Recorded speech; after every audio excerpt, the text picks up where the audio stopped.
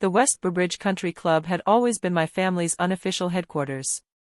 Picture-perfect golf greens, an Olympic pool that sparkled like glass, tennis courts that drew regional championships, and a dining room where executives sealed million-dollar deals over dry-aged steak and imported wine.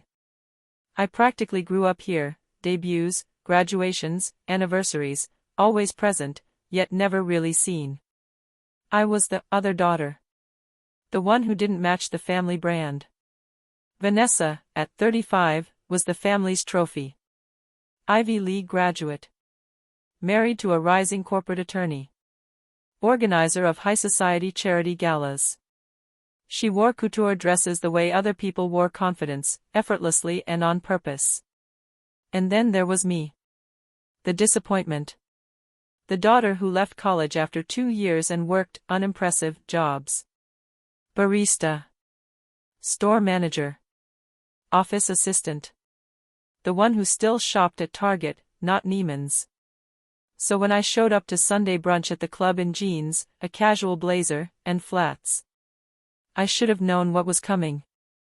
My parents were already seated on the terrace. Dad looked up first. The disgust on his face was instant. "Absolutely not," he said loudly, loud enough that nearby tables paused mid-conversation. "You're not sitting with us dressed like that." I stopped beside the table. Mom placed her mimosa down like she was dealing with something distasteful. "Emma," she said, her tone sharp, "what, exactly, are you wearing?" "Clothes," I replied. "You invited me to brunch." "I expected you to dress appropriately," she snapped. "This is the West Burbridge. Not a strip mall."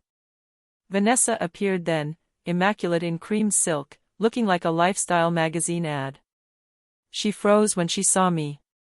"Oh my God," she said. "Emma, seriously?" "Seriously what?" "That." She waved her hand at me. "There's a dress code here." "I'm aware." Dad stood up. At 62, with silver hair and the commanding presence of someone who had built an empire, he still filled a room. "This is humiliating," he announced. "My daughter walks into the club in cheap jeans and discount clothes. Do you know how this reflects on us?" "I'm wearing a blazer," I said quietly. "From where?" "Walmart?" "Actually, yes." Mom flinched like I'd slapped her. "Emma Catherine Hartley," she said, voice icy, "leave. Come back when you remember how to present yourself. Or don't bother coming back at all." Whispers rippled across the terrace. Even the Vandermeers were watching with thin-lipped amusement. "I drove an hour here," I said. "Then you should have thought before leaving the house looking like a charity case," Vanessa murmured. That one landed hard. Dad gestured toward the entrance. "Go." "No.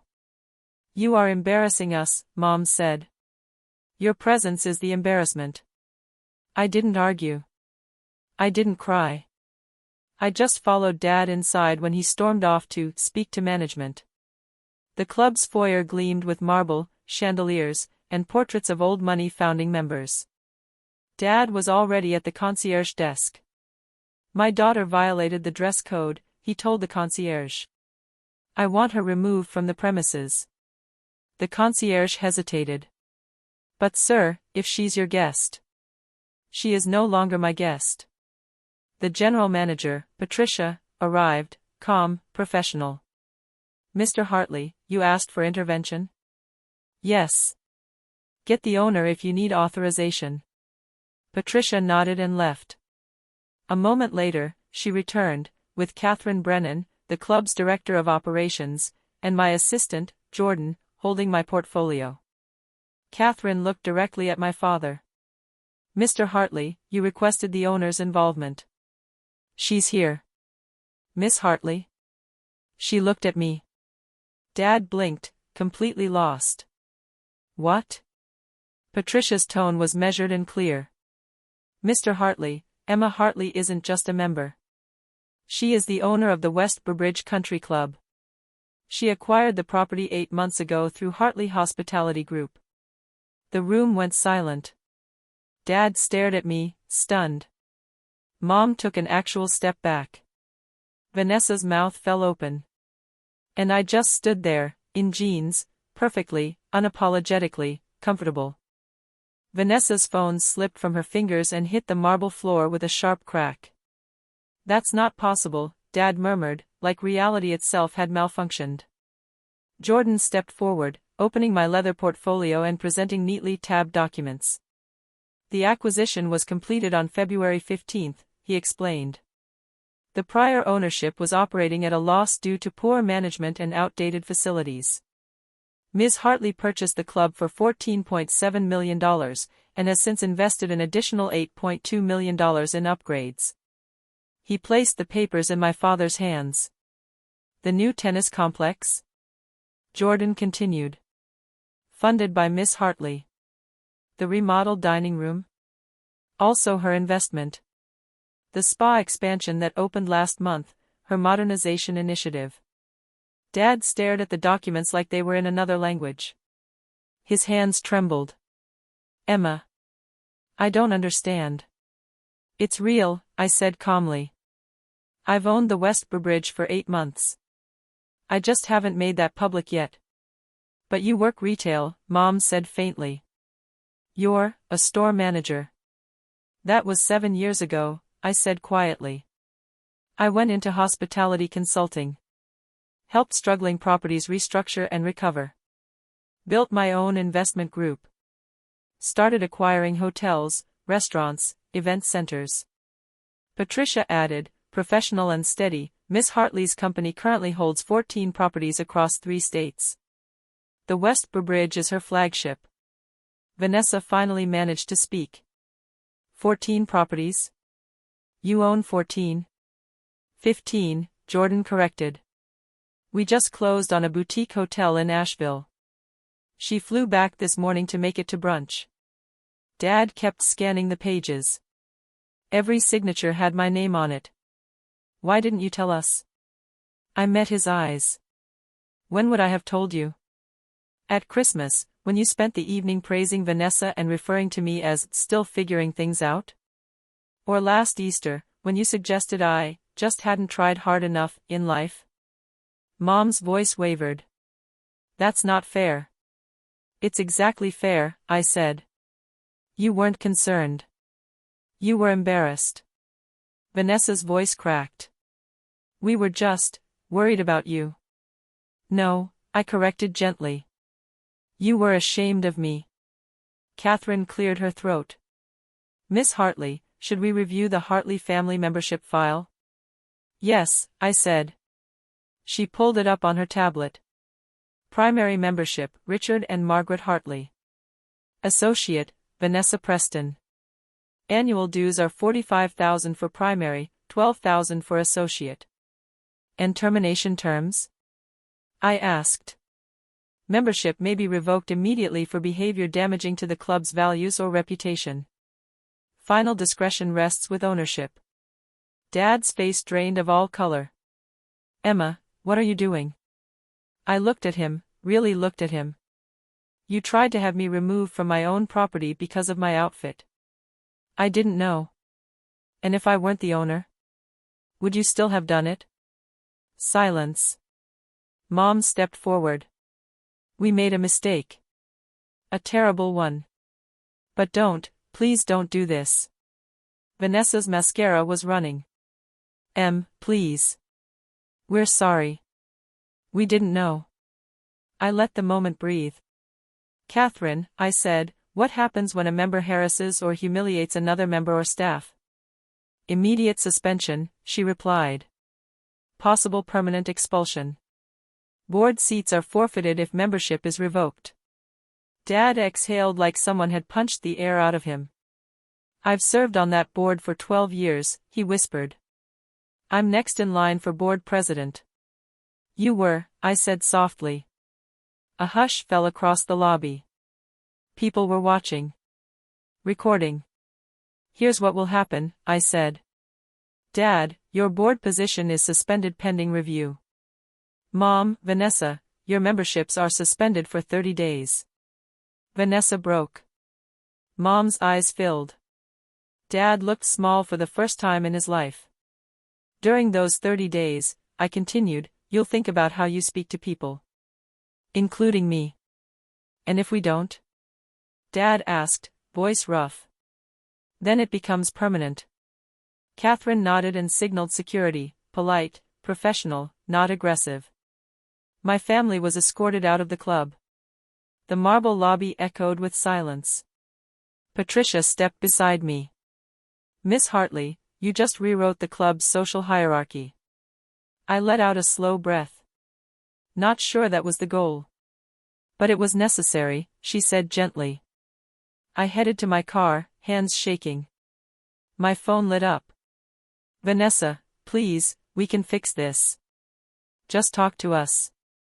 Mom, your father is devastated. Dad, email you've overstepped. I'm contacting legal.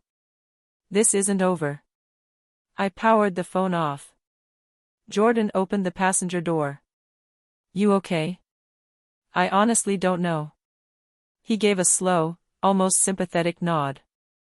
Well, that was the most intense thing I think I've ever seen in my career. And I once watched a CFO quit by throwing his laptop into a chocolate fountain. Despite everything, I snorted. I let out a short laugh even though my stomach was still tight. Was I wrong? I asked. Jordan didn't hesitate. Wrong? Oh, definitely harsh. Brutal, even. He paused. But, justified? Probably. Then his expression shifted to something more serious. But Emma, think ahead. They're not just going to walk away. Your dad's right, there are bylaws. Procedures. Committees. They'll push back. I know. And when this gets out, because it will get out, the narrative is going to be. Club owner punishes family over dress code. That's not the reputation you want. The adrenaline was already fading, replaced by the slow thud of consequences. Schedule a meeting with legal, I said. Tomorrow morning. I need to confirm everything was done properly. It's already set for 9. Anne. Yes? Should I pull records on dress code enforcement? Last 5 years? Yes. Especially involving board members and their families. You think your father played favorites? I think he spent years deciding who belonged here. I want to know if he judged fairly. Jordan nodded. You'll have a full report tomorrow. I drove home, my real home. Not the plain apartment my family assumed I still rented, but the restored Victorian I'd bought quietly 3 years ago. 4 bedrooms. Crown molding. Original flooring. A porch I always meant to sit on more often. Inside, I poured wine and sat among old family photos. Smiling birthdays. Christmas mornings. Forced joy. My phone stayed off, but I knew the messages were piling up, panic, anger, excuses. I had embarrassed them. Publicly. At their temple of social status. Was I wrong? That question sat with me all night. By Monday, I had 17 voicemails. Mom, 2 p.m. Your father's blood pressure spiked. He's stable now. But the stress, this is what you did to him. Vanessa, 5 p.m. My charity board asked me to step down. My husband is furious. Do you understand what you've done to my life? Dad, 8 p.m. I've spoken to legal counsel. There were procedural violations. We'll be filing a formal objection. Voicemail after voicemail. Some furious. Some pleading. Some performatively sympathetic. At 9 a.m., I met with my attorneys. Tell me honestly, I said, did I overstep? Sarah, my lead lawyer, adjusted her glasses. Legally, as owner, you do have the authority to suspend memberships for misconduct. Your father attempting to have you removed is grounds. However, there it was. Board members are entitled to a disciplinary hearing. Skipping that step could create a legal battle. You acted within your rights, but not within procedure. So what are my options? Marcus folded his hands. Option 1, dig in. Fight them. You'll likely win, but at the cost of every family relationship, and likely public fallout. Option 2, reinstate membership, but on your terms. Require apologies. Implement new policy. Retain control.